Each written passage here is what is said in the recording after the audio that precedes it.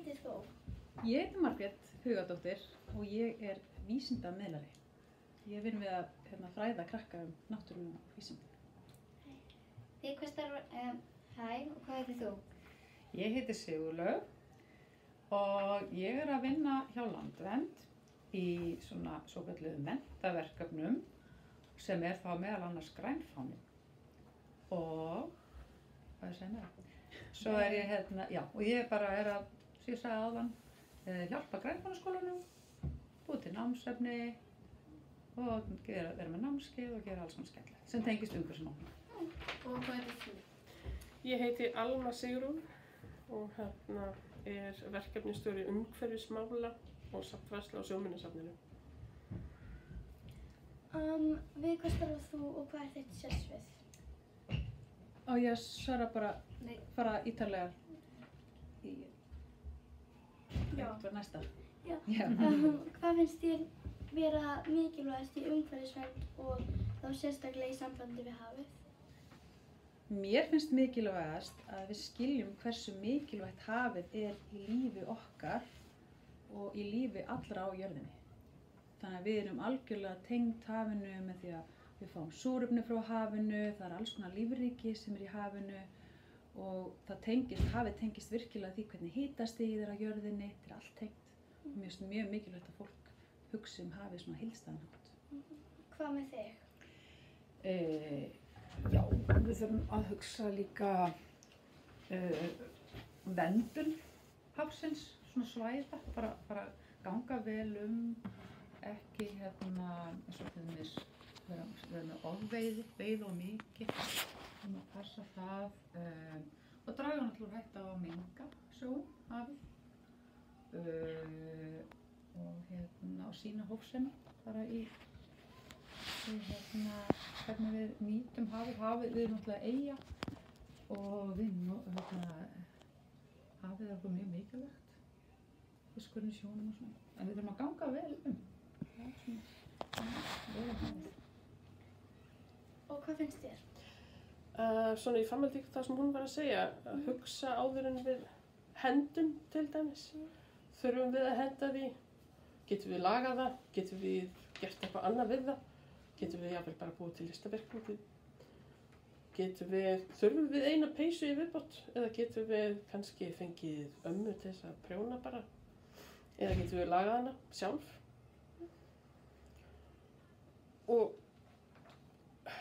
tengslu við hafið líka bara að fara eins oft og maður getur út í plokkara göngutúr eða rusla göngutúr eða ótrúlega út í göngutúr. Taktu poka með þér, hvort sem til dæmis. Samkvæmt ykkar rannsóknum, hvað myndi gerast ef við höldum áfram að menga? Já, það bara til alls konar mengun. Til dæmis mengun sem þú varst að tala að henda alls konar hlutum. Það verður að búa til fullt af hlutum sem eru kannski notaði bara í skamman stund. Eins og til dæmis alls konar plastrasli, kúlsjópp sem bara notaði í hálftíma og svo er það ónýtt. Það mengar. Og ef við höldum áfram að menga svoleiðis, þá bara heldur áfram lífið í hafinu heldur áfram að eiga erfitt að verjast og þá kemur meira plastrasli í hafið og það kannski súrnar, verður eitthvað svona loftslagsbreytingar. Það svona eiginlega aðalega út af því að við erum að nota of mikinn óþarfa. Og það eiginlega fullorðna fólki og fyrirtækin sem þurfa að taka sig saman í andlitum þar, myndi ég segja. En þér? Já, sko, ég ekki að rannsaka neitt, en bara það sem ég svona veit, að það bara eiginlega líka þetta sem Margrét var að segja. Að við þurfum að passa okkur að raska ekki vistkerfunum í sjónum.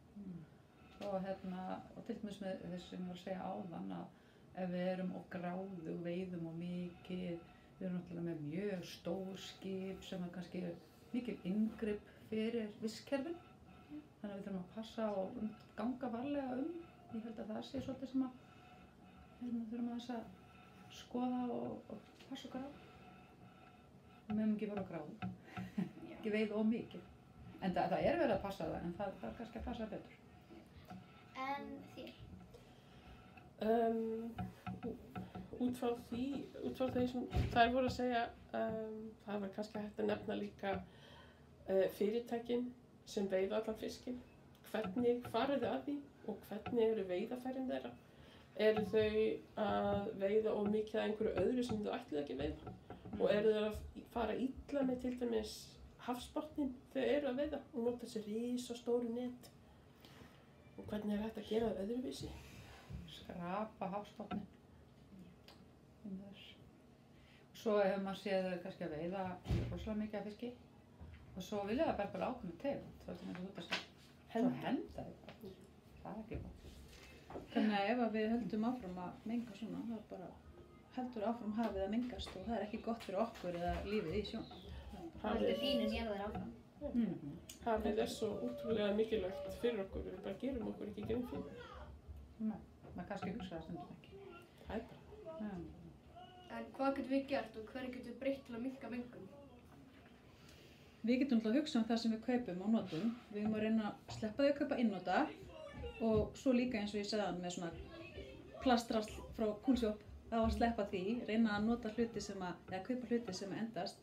Því að á bak við einn svona hlut sem skemmist á korteri, þá þurfti að nota alls konar efni til að búa hlutin til og það þurfti að framleiða hann og það þurfti að flytja hann með kannski mengandi skipi hingað þar sem maður notar það í korter og svo er því hent og það er svo sorglegt. Þannig að það er aðalega hvað við kaupum og notum og föt eins og þú sagði líka, bara svona skynditíska er mjög stórt vandamál þegar maður sleppir því að kaupa svona innota föt og innota dót. En svo er þannig að það er eiginlega kannski svona helsta sem að við getum gert sjálf, en það er fullorðna fólkið og það eru fyrirtækin sem að bera ábyrgðina, þannig að krakkar í dag, þeir geta til dæmis bent fólki á það. Hvað ætlið þið að gera? Þið eruð að menga, segja búðunum af hverju eru þið að selja einnota drasl? Af hverju eru þið að búa til eitthvað dót sem bara hent eftir korter? Þannig að það er það sem þið getur gert, að láta fullorðna fólki vita, því að það ber ábyrgðina. Já, ég er bara alveg sammála Margréti. Það er þetta með sko, hann segir neysla sem að kallast. Það við erum að kaupa, hvað erum að nota alla daga. Við þurfum kannski að endurhugsa það aðeins. Og þá er náttúrulega fötin og hvernig við förum á milli staða. Og svo er það maturinn líka, það er mjög stórt mál. Hvernig við bæði sko matarsóun, passa hana og ég veit að þið hafi verið að gera það í skólanum núna í grænfanaverkefninu. Það er stundum verið að vigta matinn og svona aðeins að velta þessu fyrir ykkur. Og svo bara einmitt, bara hvað við framleiðum mikið af öllu, það er mikið rauninni. En það er eitthvað sem að við stjórnum illa, það er svolítið svona fyrirtækin og stjórnvöld sem þurfa svona að setja svona meiri ramma. Svo er það ekki tekið úr hillunum. Nei, það er bara, það er búið til svo mikið af alls konar, bara dóti, mat, fötum sem að bara er aldrei neitt notar, aldrei neitt borðar. Þannig að það er því miður alltaf mikið sóun. Já, líka til dæmis, ef maður er að kaupa eitthvað mat sem maður finnst kannski ekki mjög góður eitthvað, svo bara, miklar hann bara og svo það maður bara hendur hann. Akkurát. Þannig að maður þarf að skipuleggja innkaupin sín og kaupa ekki mikið. Það er það sem sko almenningur getur gert. En svo náttúrulega búin þurfa þetta líka að passa hvað er að panta inn mikið mat. Svo er sem betur fyrir að fara að bjóða til þess mat á smá svona lægra verði sem er kannski aðeins að renna út. Það er góð þróun. Og þannig að það þurfa allir bara að vera meðvitaðir þetta. Því að, þessi neysla, bara það er þessi orka sem fer í að búa til hlutina. Þá erum við að nota jörðina, nota auðlindi jarðarinnar. Svo er vandamálið þetta þegar við viljum ekki hafa þetta lengur. Þá er bara að rusla haugarnir og allt þetta. Það er vandamál. Og mengun. Þannig að það er svona, þessi neysla. Og svo er náttúrulega frábært, því ég er í vinnu hjá grænfananum, ég ætla að hugsa um grænfanan, hvað hann er sniðugur, eins og með að fá krakka í skólum til að hafa áhrif og læra þessu hluti og hafa áhrif kannski á heim fjölskyldunar, spennta, pappa og eitthvað eða. Úps, afsækja, er þetta að opna fyrir okkur þarna megin? Ég skil. Já, þannig að ég held að ég sé bara. En þið eru að gera heilmikið í þessum skóla. Ég veit það líka því ég kom hérna einu sinni fyrir löngu og þannig að ég veit að og líka að kenna þetta ykkar að ákveða að fara í svona verkefni að kenna ykkur hafið og þið eru að kenna öðrum, það er mjög margt sem þið eru að gera. Já, algjörlega sko. Við vorum nefnilega 2 kennari valdur og það voru kennarinn okkar. Þeir fóru til útlanda að læra hafið. Já. Hinum fengu smá fræðslu líka en alls ekki jafn mikið og við vorum að fá 2 og einhverja hafa þessi tíma. það er svo gott, svo verður þið fullorðin og fara að taka alls konar ákvarðanir líka. Þá munið hvað þið voru að læra í skólanum. Þannig að. Svo hann líka reyndar þetta, hérna, ef maður hugsa um að menga minna, sko, að labba og hjóla, taka strætó og kannski ekki láta skutla sér allt. Nei, en ég sá nú, hérna, einmitt að ég kom nú hérna hjóli, sko, að það er mjög mörg hjól hérna og það bara vantar eiginlega bara stað til að setja hjóli. Allar hjólagrundina voru alveg svoleiðis bara fullar. Þannig að ég var nú glöð að sjá það, þó ég fann ekki alveg hérna stað fyrir hjólið mitt, en ég var ánægð að sjá all hjólið samt. Líka Þannig þeir eru kannlega duglega að fara að hjóla. Já. Líka, þú veist, það er til fullt af búðum í, þú veist, verslunarmiðstöðum sem eru bara, þú veist, bara selja bara eitthvað, þú veist, einhverja hluti sem bara svona, þú veist, eyðileggjast eða bara strax og kosta svona 100. Drasl. Já, og svo, þú veist, þá þarf maður að taka, þú veist, ef maður vill eiga þetta samt, þú veist, þá þarf maður að kaupa fleiri. Já, akkurat. Maður þarf að hugsa líka, ekki bara hugsa áður en hendir, þetta hugsa áður en við kaupir. Er þetta kannski til einhvers staðar annar staðar, einhver annar búð sem gerir þetta betur? Já, líka bara þarf ég þetta. Já, þarft þetta og ef þú þarft þetta, reyna að kaupa og finna eitthvað sem þú veist að það er búið til betra efni. Og líka ef þú ert búin að kannski hugsa og horfir á í einhverju verslunarmiðstöð á eitthvað og þú hugsa bara með eitthvað rosalega mikið í það og svo kannski bara gleymur því en ef þú ert ennþá dauð hugsa það þá kannski getur maður farið að hugsa það hvort það sé til í öðrum búðum sem er gert eitthvað betra eða til dæmis pabbi minn var sem er úr það var 20.000 ódýrara í annarri búði í útlöndum. Já, akkurat, það er mjög gott. Sofa aðeins áður. Svo, eins og þú segir, og svo er maður að hugsa þetta alveg marga daga þá, já, ok, kannski fæ ég það. Kannski. Minna fullorðna fólki, þú veist, á til dæmis að það er hægt að búa til matseðil áður maður fyrir búð. Búa til matseðil fyrir alla vikuna, öll fjölskyldan getur hjálpast að, svo allir sé svona sátt við matseðil sem við búum til. Og svo er farið í búð og þá er bara keypt eftir matseðilin. Ekki að maður stendur í búðinni bara, já, byrju, mér langar rosalega mikið þetta, að maður er svangur í búðinni. Aldrei farið svangur í búð. En það verður samt að setja smá snakka á listan. Já, það verður alltaf að vera smá svona eitthvað. Já, við gerum það alltaf hjá mér. Á laugardögum þá gerum við innkaupalista inn á einhverju appi og svo við pöntum það inn á og svo bara. Einmitt, það er svolítið skipulaður í þessu. Ég ger það heima hjá mér. Ég leyfi strákunum mínum líka að ákveða hvað er í matinn. Já. Svo ég sé ekki bara að velja allt mitt upp á alls á matseðlum. Og allir eru sáttir og þá borða líka frekar allir matinn sem er í matinn. Já, til dæmis við fáum að velja einn mat í hverja viku. Já, snilt. Það nýtist það betur. Það er mjög lýðræðislegt. Já, en hvernig haldið þið að framtíðin verður eftir 10 ár ef þið hugsið út frá umhverfinu og hafinu? Já, þetta er spurning, sko. Ég meina, ef við bregðumst ekki við, þá getum við kannski verið kannski slæmum málum. Fleiri skógareldur og Já, eitthvað. það er þetta sem er að heyra í fréttunum með þessar svona öfgar í veðrinu og eins bara með hafið, þú veist það geti svona eins og við talum á með vistkerfum í hafinu, geti raskast meira sem er náttúrulega mjög slæmt og þetta með súrnun sjávar og þetta með kóralrifin. Sko já, svona við verðum auðvitað að bregðast við því annars bara það er svona hægt á því að þetta verði alltaf svona verra. Og lífbreytileiki líka, það við heyrt það orð. Þetta, já, að tegundum er að fækka, það er ekki gott. Þannig að fullorðna fólki þarf að vinna vinnuna sína. Já, næstu 10 árin. Við verðum að bregðast við. Þegar þá ef að fólkið og löndin taka höndum saman líka, ef löndin eru sammála að við hefum eina jörð, við þurfum að vernda hana og við þurfum að passa náttúruna, þá getum við átt heilbrigt haf. En fólk þarf að vinna saman og mörg lönd. Og vinna að heimsmarkmiðunum sem er búið að ákveða að gera. En mér finnst ekki alveg nóg mikið fyrir að gera, setja fókusin á það. Nú er alltaf bara einhver stríð sem er náttúrulega mjög slæmt. En svo sé alltaf bara að hugsa það. Já. Þannig að setja fókusin á viltum stað. Já. Við þurfum að fara að vera aðeins svona. En það geta stóri hluti gerst líka ef fólk tekur höndum saman. Eins og í gamla daga þá voru að koma gat á ósonlagið út af því að það voru svona mengandi ískápar. Og þá kom fólk saman og fullt af löndum og ákvað að banna efnin sem voru í ískápunum. Og í dag er þetta gat eiginlega búið að lokast. Þetta er hægt. Þannig að það er hægt þegar allir taka höndum saman. Það er hægt að breyta mjög miklum hlutum þegar fólk kemur saman. Vitið hvar þetta gat var? Þetta var yfir Ástralíu meðal annars. Það þýddi svona ósonlagið er eins og sólgleraugu fyrir jörðina. Það ver svona okkur fyrir svona sólargeislum. Skín eru líka svona eins og sólgleraugu fyrir jörðina. Þannig að ef það væri ekki neitt ósonlag, þá myndum við bara vera að fá meiri geislun á okkur. Þannig að það er rosa gott að hafa ósonlag. Það er svona eins og gróðurhúsaáhrifin. Þau eru líka góð fyrir jörðina. Þau eru eins og lopapeysa fyrir jörðina. Ef það væri ekki neinn gróðurhúsaáhrif, þá væri sko -18 gráður á jörðinni. Ógeðslega kalt.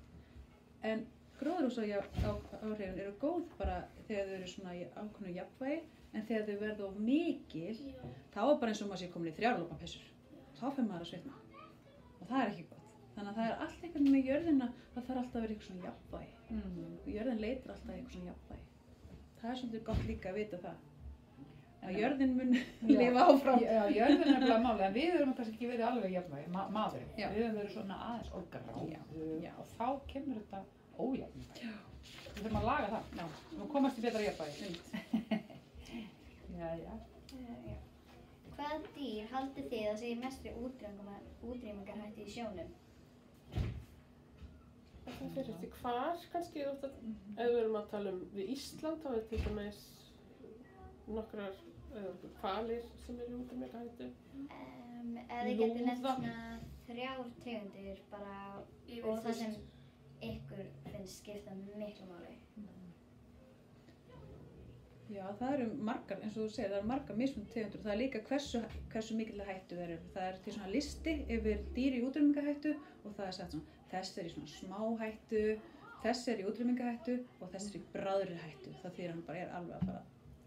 Og svo eru bara dýr sem eru kannski bara til í dýragörðum. En í hafinu þá er þetta lúða, skata, einhverjir álar, hvalir og kóralrif.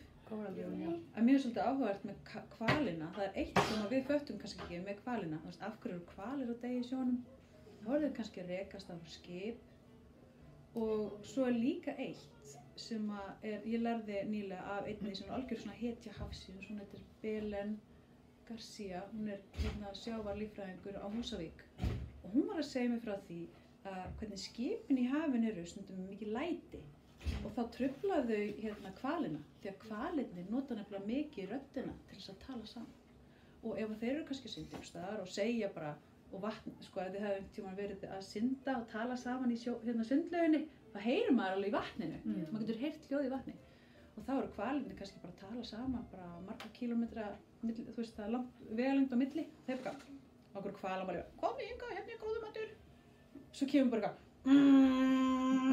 eitthvað vél, eitthvað stort skip á milli og þeir heyri ekki vinu sínum. Þannig að allt í einu eitthvað hljóð, er það mengun? Þannig að það getur nefnilega verið svona stórflutningar sem að vera að flytja óslega mikið að drasli í búðum til að henda í eftir korter. Það kannski getur verið bara að trufla heyrnina hjá hvölum. Þetta var stórfurlegt. Já, þetta er áhugavert. En ef þið myndir nefna svona eina tegund sem bara ykkur finnst svona mikilvægast. Mikilvægast, já. Eða bara eitthvað sem ykkur finnst svona mjög sorglegt. Já, svona við þurfum líka að passa bara ekki, passa að við fara ekki út. Sem ykkur fannst kannski aðeinslegt dýr en er núna deyja út. Ég verð að segja steypireyður, sem er uppáhaldsdýrið mitt. Það er stærsta dýr á jörðinni og það er líka stærsta dýr á jörðinni sem hefur verið til. Það er stærri en risaeðlurnar. Það er reyndar til einhverja marglyttur sem eru með lengri svona anga. Þú veist, 30 metra kvendýr steypireyður. Risastórt dýr. Og það borðar bara svona pingu litlar, lítil svið. Já. En mér steypireyður vera. Já, ég er sammála. Alveg einstaklega fallegt og skemmtilegt dýr. Það kemur óvart. Og það gerir engum mein. Já, það er bara lifir bara. Og saklaust. Og bara stórt. Syngjandi risa dýr í sjónum, hvað? Hjartað þess er eins og smábíll, 1 tonn, eins og farin í Jaris, magnadýr. Já, ég hef ekki alveg hugsað þetta, en sko, nei, þetta er eiginlega svolítið kannski aðslönd það sem ég ætla að segja, en humar. bara því mér finnst það góður. En hérna, það er svona dæmi svona veiði og hann svo lengi að þroskast, ekki rétt mér, eða þú veist að það tekur svo mörg ár fyrir hann að verða fullorðin eða þannig og það er bara búið að veiða allt mikið á hann og nú er hann ekki lengur til, eins og Höfn í Hornafirði sem var svona með alls konar humar, hátíð og eitthvað, það bara er engin humar lengur, það er bara búið að ofveiða, svona dæmi og hérna... Hann er líka með svona skel utan sig sem að er kannski ekki ná að myndast þegar það er svona ákveðin skilrið í hafinu. Já, einmitt, akkurat. Þannig að hann getur verið í vanda og þetta hefur mikil áhrif á, þú veist, einmitt. Þú kemst ekki á humarhátíð? Nei, það er engin humarhátíð og það voru fullt af humarveitingastöðum hana. Það er engin lengur. Þú veist, það bara breyttist allt í samfélaginu. Þú veist, þetta verður áhrif á lífríkið og allt það, en það verður líka áhrif á okkur. Og bara breytingar í einum bæ. Út af, Ég get ekki borðað humar lengur. Nei, og nú er bara komin bara einhver, ég veit ekki, man ekki alveg, bara einhver svona eplahátíð eða eitthvað, nei, ég er bara það er komin einhver hátíð önnur sem er ekki humarhátíð. Þannig að, já, þetta hefur haft áhrif þarna. Hvað finnst ykkur skemmtilegast að vera svona áhugavert að gera í vinnunni? Ég var að segja að því að ég vinn nú mikið við tölvu og stundum þarf ég að svona skamma fullari fólk ef það er ekki að standa sig vel að flokka og gleymir að kaupa umhverfisvænt kaffi og svona, ýmislegt sem fólk gleymir sér að gera og stundum þarf ég að skamma fullari fólk. Það finnst mér ekki gaman að gera. En mér finnst skemmtilegt að taka á móti börnum eins og ykkur, bæði á sömunarsefninu og svo út í varðskipinóðinni og þau bara að bæða fræða ykkur þessa hluti og svo bara spjalla saman af því að það er ýmislegt sem kemur í ljós af því þið vitu svo ótrúlega margt það kemur alltaf ávart Já, það er sama eiginlega hjá mér sko, ég er svolítið mikið á skrifstofunni en svo fæ ég oft tækifæri til að fara í heimsókn í skóla og það er það skemmtilegast og það er ótrúlega gaman að því að mér finnst stundum vera alltaf mikið að neikvæðum fréttum skóla og svona og það sé allt bara, já, hafi ekki þetta þú veist, það sé eitthvað slagsmál og það sé svona hins einn í skólanum og maður heyrir þetta svolítið mikið í fréttunum og það er allt sé bara á strákar þeir eru bara ekki læsir og eitthvað svona og það er bara eins og sé allt bara í rugli en ég veit að það er ekki þannig því að ég er búin að fara að heimsækja svo marga skóla allt land og ég bara, þú veist, fæ bara svona gæsahúð stundum bara, þú veist, að sjá allt þetta flotta starf sem er að vinna í skólanum og hvað krakkar eru klárir, hvað vitið ótrúlega margt og hvað eru sniðu og skemmtilega. Það er bara það sem að gefa mér mjög mikið að fá að hitta krakka og heyra hvað þeir að gera.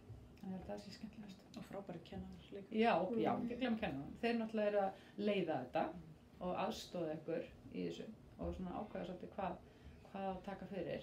Þannig að já. Kennararnir og bara sjá alls konar sem er í skólum útikennslustofur að gera svo margt sniðugt.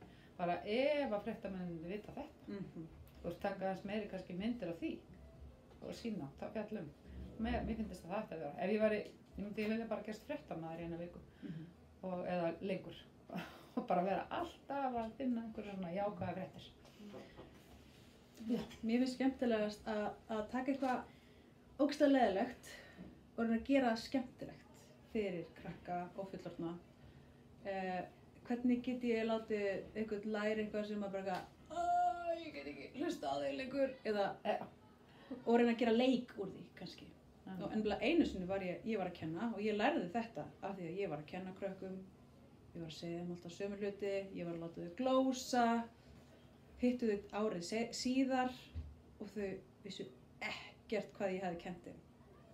Ég vissi að ég hafði verið svo sem kenndi þeim hlutin, en ég gæti ekki kennt neinum öðrum og þá vissi ég bara að mínar aðferðir voru ekki að virka. Þannig ég ákvað að breyta því og vera skemmtileg og gera skemmtilega hluti. Þannig að til dæmis til þess að kenna hvað má ekki fara í klósettið, það má ekki setja blauturku í klósettið og það má ekki setja drasl í klósettið og þá bjó ég til stórfiskaleik. Það sem að maður er hreinsistöð og maður klappar og svo er helmingurinn af krökkunum eru kúkar og hinn helmingurinn eru blauturkur. Og sá sem er hreinsistöð, hann ákveður sko hvaða litur er blauturkan. Þannig að ef einhver krakki er til dæmis í bláum, þá eru allir sem eru bláu blauðþurrkur, þá má ná þeim, en kúkarnir með að fara í gegn. Með að fara í gegnum hreinsistöðuna. Og svo bara verða allir á endanum hreinsistöð og bara við björgum hafinu frá blauðþurrkum. Þannig að mér finnst ótrúlega skemmtilegt að finna eitthvað svona leiðir til þess að búa til eitthvað skemmtilegt. Og svo finnst mér geggja líka að fara í fjörushreinsun, strandhreinsun, fara nýra sjó, vera að lappis innan fjörunum og svona. Já. En hvað myndi þið segja við börn á landinu mengun? Einhver svona sem þið langar að segja? Stórt spurt. Spurning, já. Sko ég myndi segja kannski að það skiptir rosalega miklu máli að tengja sig við náttúruna. Sem hún var að segja, fara út að sjó eða því voru, já. Þú veist að fara út í náttúruna og vita hvað hann er. Og hvað dásamlegt að fara út í fjöru eða hvert sem setjast við einhverja lækjarsprænu. Þannig að tengjast náttúrunni og þá veit maður hversu mikilvægur áttar maður sig að hversu mikilvægur hún er. Og það er svona meiri líkur á því að þið svona einmitt vilji berjast fyrir henni og bera virðingu fyrir henni og hugsa bara hvað þetta er ótrúlega mikilvægt og ég ætla að gera mitt til þess að passa og vernda náttúruna og hafa áhrif. Þannig að kannski fara út í náttúruna. Muna að náttúran er bara allt í kringum okkur, þóttu við séum í miðri Reykjavík og við erum í Laugardal og það er svolítið mikið að steinstu byggingum í kringum okkur og svona á bílar og svona og það er hún samt bara úti, út í garði, hún er bara rétt hjá, sjórinn er bara rétt hjá og hvað veist, trén og allir gróðurinn og það er svo mikið að dýrum og það er þetta líka, veist. Það bara muna að hún er allt í kringum okkur.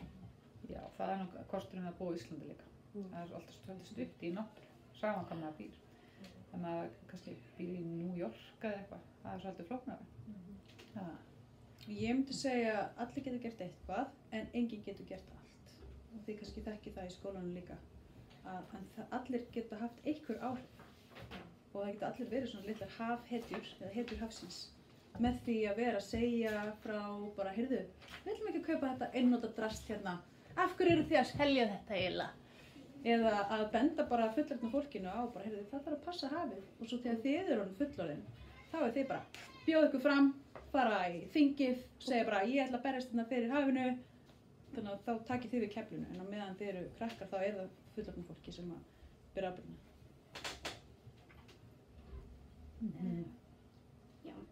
Bara við þökkum fyrir gott spjall og segjum þetta bara gott í byrju. Takk fyrir að hlusta. Takk fyrir góða spurningar. Takk fyrir boðin. Og takk fyrir að hlusta bara. Takk fyrir spjall.